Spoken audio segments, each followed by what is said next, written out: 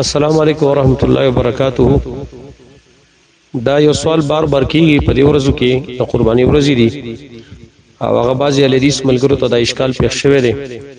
هغه دار چې ځنې علماء حدیث خاص کر د پنجاب ملګری هغه دا وایي چې د میخ نه قرباني هغه نه کیږي او دا غي بنیادی یو دو سوالونه دي. یو سوال هغه دار چې د نبی صلی الله علیه وسلم په دور کې یا صحابه کرام په دور کې چرته د میخ نه قرباني هغه نه شوی. دویم دار چې کوم علماء چې ویلي چې دا میخه د غوا قسم دی په دې باندې د غوا او د بقر اطلاق کړی دی نو دا په باب د زکات کې یو ځای شمارلي دي او کچرته دا دغه جنس وي او دا دغه فرد وي د غوا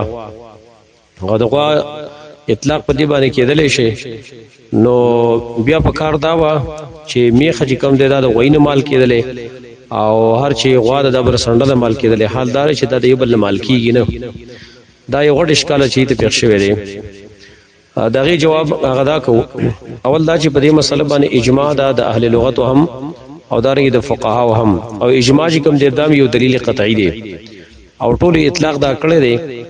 لسان العرب کې امام ابن منظور الافریقی ذکر کړی دی، قاموس اللغت کې ذکر کړی دی، په نور کتابونو کې ذکر کړی دی. ټول دا ویلي دي چې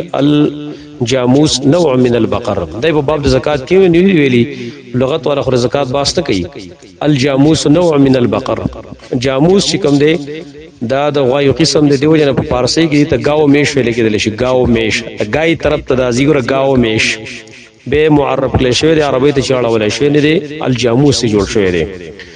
دارنګي په دې باندې اجماع اهل علم هغه نقل کړی دا لکه امام ابن المنذر او په خپل کتاب کې هم دا اجماع نقل کړی دا. دارنګي امام ابن القطان الفاسي هغه ویلي دي چې الجاموس نوع من البقر. او دارنګي امام ابن قدامه المغني آی کی ویلي دي چې ماته په دې مسله کې اختلاف نه معلوم چې میخه چې دا غو یو قسم دی. دارنګي مسائل د امام احمد ابن حنبل او د اسحاق ابن راهوی بروایت الکوسج پای کې د امام احمد د تپوس له شوی دی چې د میخ نه قرباني کول هغه څنګه دی. هغه ورته ویل والله اعرف خلاف هذا. د دې خلاف ما ته ډول معلوم نه دی چې په میخ باندې قرباني هغه کېدلی شي. لہذا دا د ائمه اجماع د پدې باندې او اجماع یو دلیل قطعی دی د دلایل شرعیونه. کچرتا په باب د اوزهیه کې قرباني د میخ نه هغه نسی کېدلی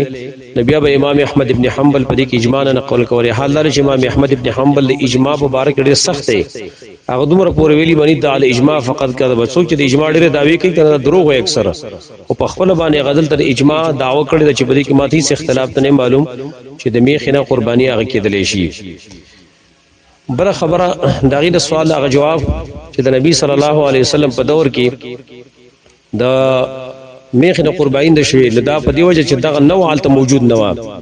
دا نوع د قسم حالت موجود نه په عربو کې بلکې دا په مصر کې او په سودان کې او دارنګ په هند کې پاکستان او افغانستان او هندستان په دې علاقو کې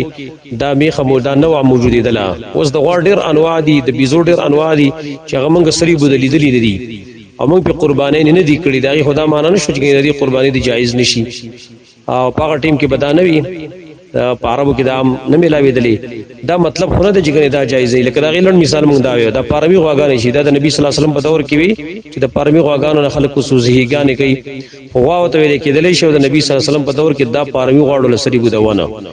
خو قرباني پیښوي. دا داسې نورم کې دي چې ډېر داسې چيلي ګډان وغیرہ دا د نبی صلی الله علیه وسلم کې په دور کې بعضي اقسام بنو بعضي انواع منو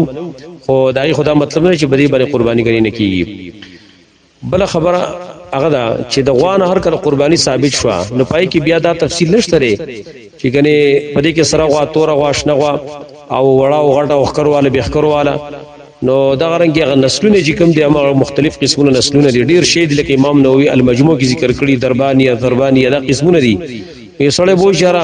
د سری غوانه وزیه کې د بنی اسرائیل خبره شو. د سری غوانه وزیه کې د تورې نه کې دا څوک ویلی شي یا څوک ویلی شي چې نبی صلی الله علیه وسلم په دور کې د سری غوانه یا تورې غوانه وزیه چا کړی نه. مطلق البقر چې ته شامل لې مستغین وزیه کې پاتې شو. دا بل خبره چې دا یو غټ اشکال لري چې د دې کدا د غوا قسم وي نبی بدا د یو بلنا مال کېدل. حال دار چې غوا د سرندره چې کوم نه مال کی او میخه چې کوم دی د غوینه نه مال کیږي. دا یو غټ اشکال دی ترازی لیکن دا بیهوده اشکال له بیزه اشکال له دغه وجدارا چې ګوره په حدیثو کې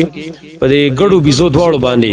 د غنم اطلاق کړي په دواړو باندې د یو غنم دغه قسمونه دي کنه دغه جنس ته کنه د غنم او دغه شات اطلاق چې کوم لفظ شات د دې اطلاق په ګړه باندې مته او په بيزه باندې ده حال لري چې ګړه د سیرینه چې کوم نمال کی او بيزه چې کوم دغه د ګړه نه مال کی حال لري چې په دواړو باندې غنم اطلاق کړي دي دواړو باندې شات اطلاق کړي دي ولیکن قسمونه جدا جدا دي دغه شانت موږ دا ویو چې دا خو دلیل ده نه دی چې کنه دیو بل مال کیږي نو هغه به کمی نو اوزیه به کیږي چې دیو بل مال کیږي نو هغه به اوزیه نه کیږي لکه دغه یو ساده مثال موږ د سویو اس چې کوم دی اس دا په اتفاق د علماء سره د حلال له صرف یو د قول کراهت په کې د امام بوري فرمت الله نقل له خواغي وجم علت بل شاده بیان کړي چې هغه صرف د کراهت خبره په دی وجه کړي دا چې دا اس کم دی د حلال وای دا ذبح کو ځکه نه په کار چې اعلی د جهاد کمی قرباني خبرانو کوم نه حلت خبر کوم نور د اس نو قرباني کی ځکه بهیمه الانام کې نه دی وزاغه مثال لرازم اس کم دی دا حلال له او حدیث په باب کې شته او سره د دینه خرچ کم دی دا د اس قسم نه دی ځکه اس حلال له خر حرام دی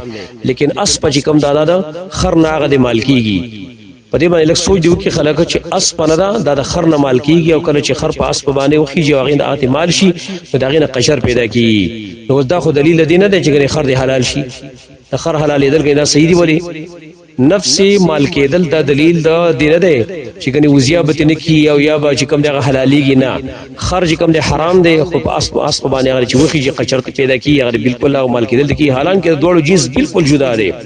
وز پورې نه لغت والا ویلي دي او دارنګ نه چرته فقها ویلي دي چې د اس او د خر جنس یو دی نه اس بالکل جدا جنس دی خر جدا جنس دی لیکن حلال دی بل مال کیږي نو دا مال کېدل دلیل خو دی نه دی چې د جنس دی وي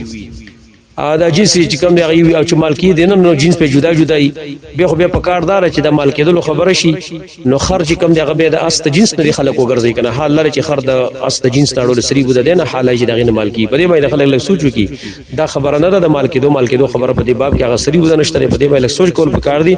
لہذا راجح قول لري چې د میخنه قرباني هغه بالکل کې دریش